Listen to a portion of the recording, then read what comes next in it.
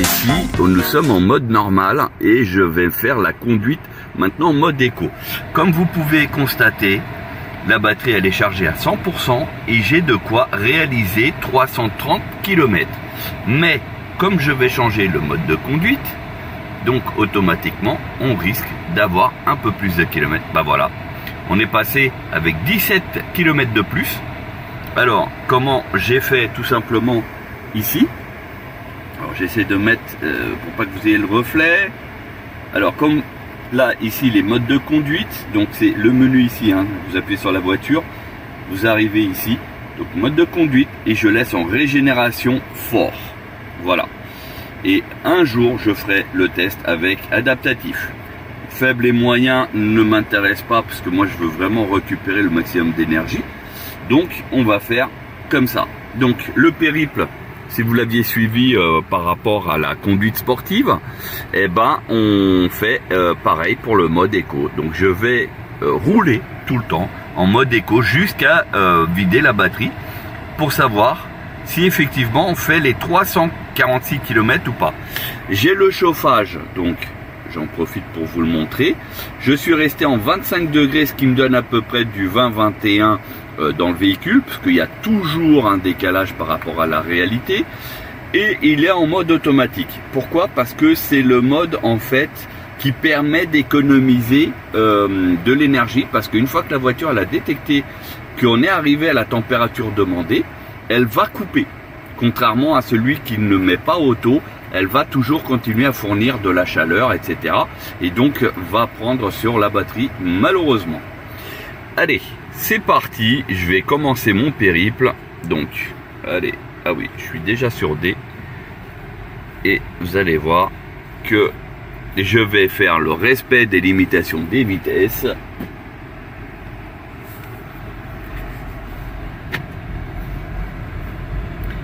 Voilà. Et on va rouler comme ça paisiblement. Donc ici on est limité à 70. Là on va être limité à 90. Je vais me laisser sur ma vitesse de croisière parce que ça relimite à 70. Donc c'est pour ça que j'ai pas accéléré. L'objectif n'est pas de faire des démarrages sportifs à faire grincer les pneus, ça n'a aucun intérêt. D'ailleurs en mode éco c'est presque pas possible, malgré que la route elle soit quand même mouillée. Et on va voir si les 347 km peuvent être atteints ou même dépassés, pourquoi pas. Alors j'ai pas encore fait 2 km que j'ai déjà une baisse, hein, mais bon, je ne m'affole pas pour le moment.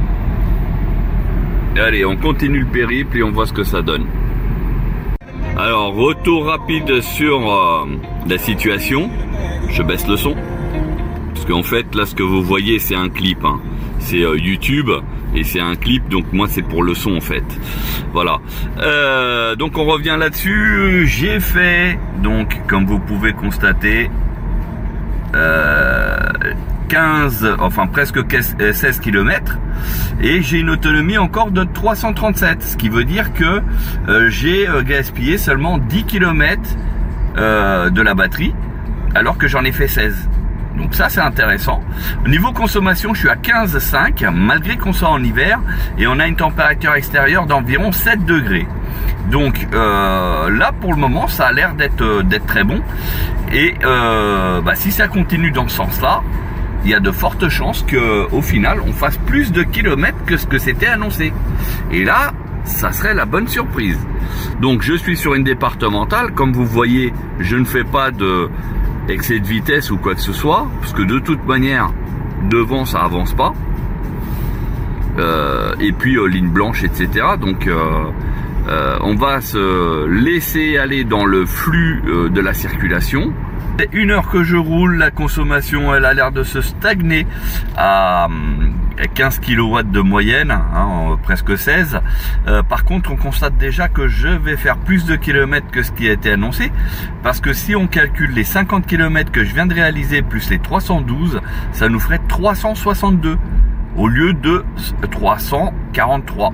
Voilà, donc 20 km de plus. par rapport à ce qui a été annoncé. Donc ça, c'est plutôt bien. Donc c'est une bonne nouvelle. On va continuer dans la lancée. Ici, ce qui est bizarre, c'est qu'au niveau du graphique, si vous regardez bien, ça me dit que je fais une consommation moyenne de 20 kW. Le graphique n'a pas l'air d'être vraiment proportionnel. Donc est-ce qu'il met plus de temps à se mettre à jour ou autre? Ça, je sais pas. Après, ici, vous avez les consommations. Donc 6 kW de puissance pour la conduite et 2 kW de récupéré. Et 1 kW représenté en rouge, qui concerne en fait tout ce qui est accessoire du véhicule, dont le chauffage. Voilà, donc on va continuer le périple. Donc là, je suis en ville. Vous voyez, je suis toujours dans le respect des limitations de vitesse. Et a priori, on va faire plus de kilomètres que prévu. Mais on va continuer. Et à mon avis, je vais mettre quelques jours à vider la batterie parce que là, on arrive sur le week-end et j'ai pas prévu, entre guillemets, de sortir. Et du coup, il est possible que j'ai vidé la batterie seulement lundi ou mardi. Allez, on continue. Alors on revient dessus, vous voyez, 300 km de réalisé et... Non, 300 km d'autonomie restante, pardon. Et j'ai fait 57 km, ce qui veut dire 357 km jusqu'à présent qu'on peut faire, alors qu'il nous reste encore 86% d'autonomie. Bien sûr, au fur et à mesure qu'on va rouler, il est possible que ça rajoute des kilomètres. Mais en tout cas, là, c'est fort intéressant de voir on arrive à dépasser l'indication constructeur. Et ça, c'est bien. Allez, on continue le périple. Et comme vous pouvez voir, je suis sur une départementale. C'est pour ça que je suis à 90 km/h. Et je suis en mode utilisation tout à fait normal. Donc avec la clim en mode automatique.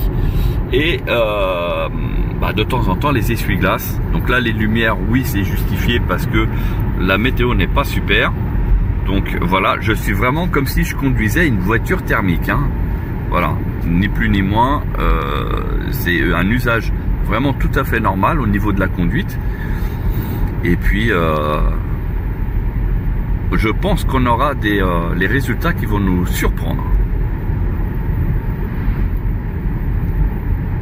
Bon, on reprend la route. Donc, toujours en mode éco, regardez.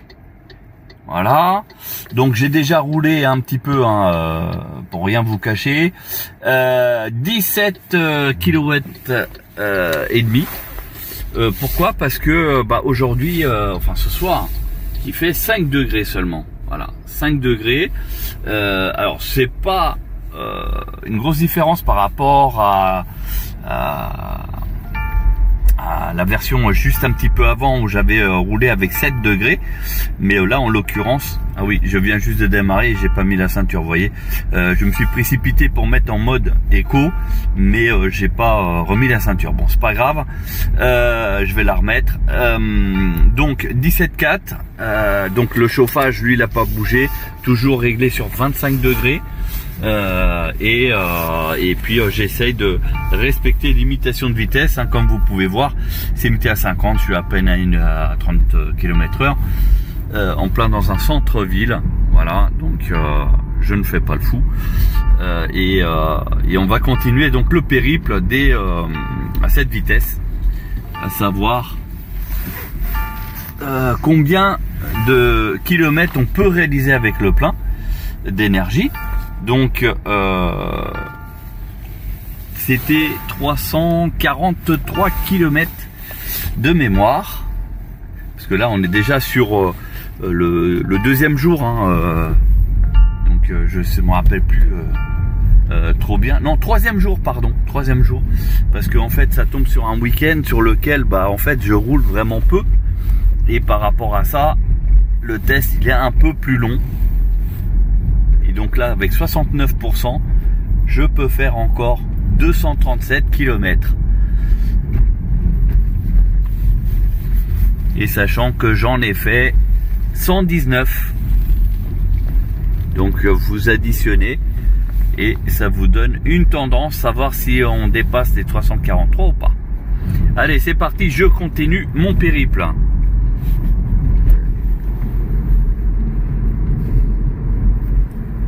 Donc voilà, je suis arrivé à la fin de ma 3e journée. Donc en fait, c'était juste une petite virée rapide de 50 km, même pas.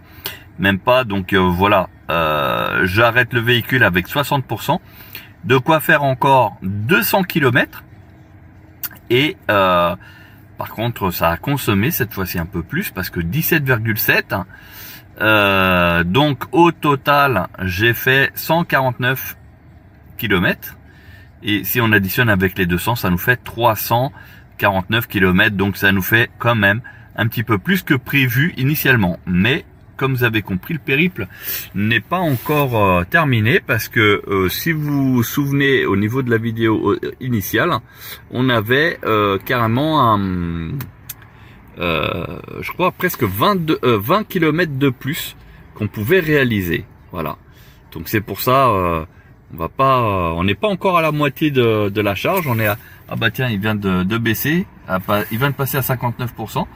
Parce qu'en fait, je suis arrêté, moteur allumé, parce qu'il y a les lumières qui sont allumées, et puis j'ai le chauffage. Donc si je reste comme ça, je vais peut-être encore dépenser. Donc je vais quitter le véhicule et on reprendra certainement demain. Allez, on continue. Bon bah on va reprendre à nouveau la voiture, on va continuer sur le mode de conduite. Donc là il est en normal, en défaut, malheureusement il garde pas en mémoire, vous l'avez compris. Donc moi j'ai mis en raccourci en fait les modes de conduite, c'est beaucoup plus rapide en fait si je veux choisir. Et puis en même temps, si je veux aller à un autre menu, par exemple si je veux le limiteur intelligent ou le régulateur de vitesse, voilà, avec la même touche je peux le faire. J'ai juste à sélectionner en fait ici ce que je veux. Donc là je mets en mode éco. Rappelez-vous, on était à 59%, on avait 200 km, mais comme il fait froid, on a 3 degrés seulement ce matin. Enfin ce matin il est 14 h hein, donc voilà. Et ben on n'a plus que 194 km. Bon, c'est pas grave. Là logiquement il a dû mettre depuis le démarrage, donc c'est maintenant, je suis toujours à 0. Et ça c'est le total cumulé. Donc depuis la révision où j'ai eu la mise à jour R33, j'ai fait en fait 1600 km, donc 40 heures de conduite. Donc là depuis la dernière charge, donc depuis le début de ce test, il nous reste à peu près 60% d'autonomie. Et voilà, on va partir. La température, j'y touche jamais, hein, donc je vous le montre encore une fois. Il est en automatique à 25 degrés pour avoir un ressenti à peu près 20-21.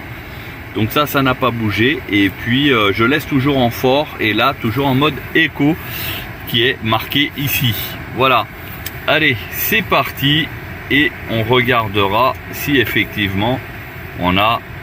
Donc pour mettre ready ici, il suffit d'appuyer sur le frein et après vous passez votre vitesse et ça veut dire qu'on est prêt à partir.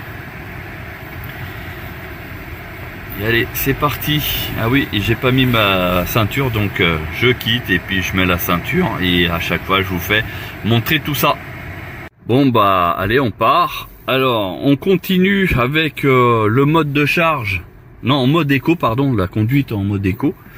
Là il me reste 48% et de quoi faire encore 159 km. Voilà, donc on va poursuivre.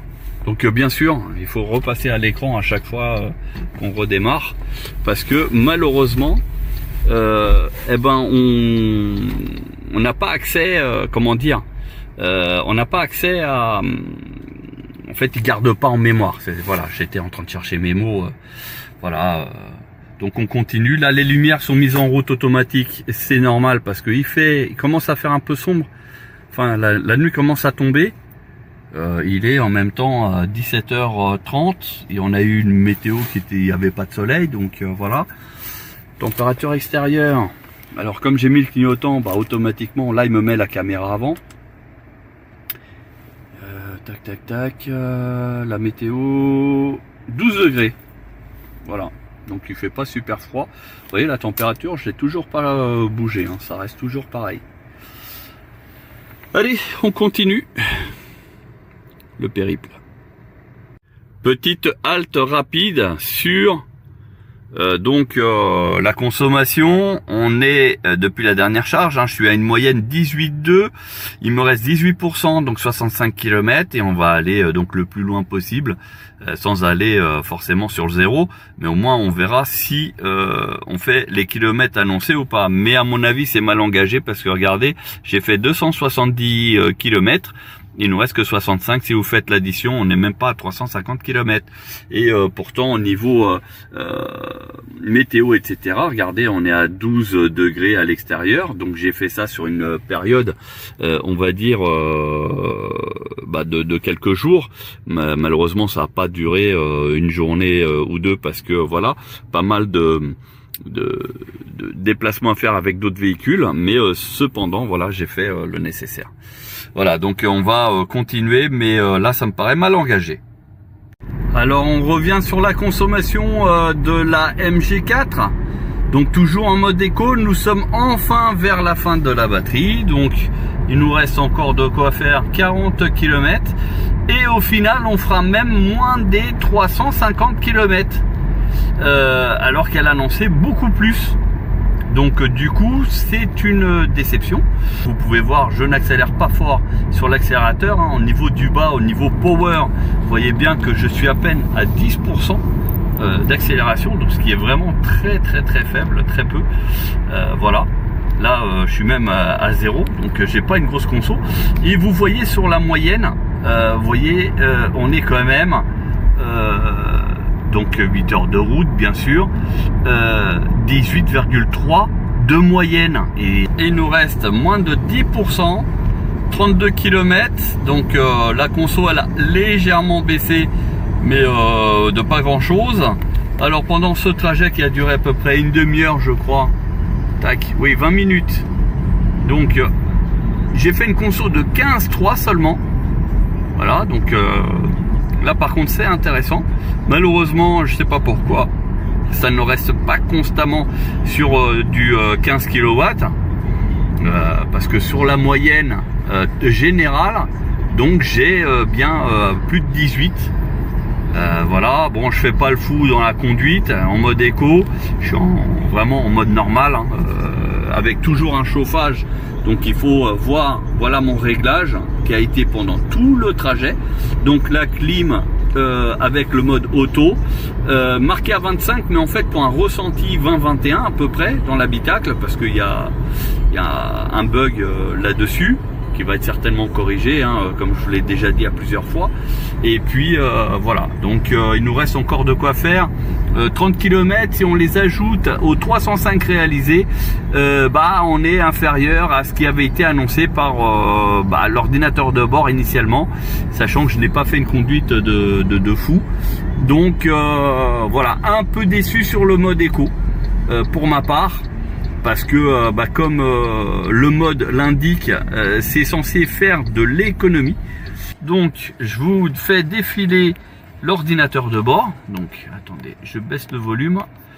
Voilà, depuis le dernier démarrage, donc c'était 22 minutes, j'ai fait 14,9, voilà, avec le chauffage. Donc ça c'est le total cumulé depuis la dernière mise à jour en R33. Donc j'ai fait 1769 km pour une conso moyenne de 19,8 à une vitesse moyenne de 38 km/h, et pendant 45 minutes, 45 heures pardon, et 28 minutes pour faire les 1769 km. Voilà, et là depuis la dernière charge, donc depuis que j'ai fait ce test, nous sommes sur du donc 305 km d'effectués, avec 30 km encore possible. Donc on va dire qu'on arriverait, allez, on va dire à 340 km avec le plein. Une conso moyenne de 18,1, 36 km/h de moyenne, et donc pour faire les 305 km, j'ai mis 8h30. Voilà, donc qui avait un parcours à peu près mixte, c'est-à-dire de l'autoroute, de la départementale, mais aussi un petit peu de ville. Donc le tout à peu près bien proportionné de la même façon, parce que je faisais l'aller et le retour. Donc du coup, on va dire les mêmes trajets. Pour ma part, le mode éco, je le trouve consommateur. Après, il est vrai que je ferai éventuellement un test avec le chauffage, peut-être réglé sans la clim, en enlevant peut-être l'auto, je sais pas. Est-ce que ça aura une influence sur la consommation? C'est possible. En tout cas, si vous avez une MG4 ou même une autre voiture électrique, n'importe quelle marque, n'hésitez pas à faire des essais sur tous les modes de conduite avec le chauffage, avec ou sans clim, etc. Ici, nous sommes sur un véhicule équipé d'une pompe à chaleur qui logiquement devrait être moins énergivore qu'une voiture avec un chauffage à résistance. Pour ma part, je trouve que une voiture à résistance consomme autant que cette voiture à... donc n'hésitez pas à dire en commentaire ce que vous en pensez. Et puis voilà. Sur ce, n'hésitez pas à liker, à partager la vidéo et puis à nous suivre sur la page Facebook, mais aussi notre chaîne YouTube. À bientôt.